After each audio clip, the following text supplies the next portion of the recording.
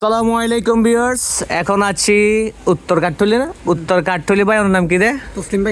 তসলিম ভাই। মার্শাল্লাহ, তসলিম ভাইয়ের শখের কবুতর মার্শাল্লাহ, অসংখ্য অসংখ্য কবুতর দেখতে পাচ্ছেন মার্শাল্লাহ।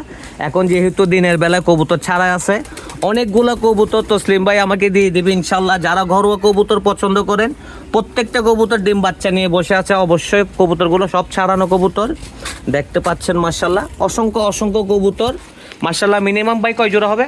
25 জোড়া।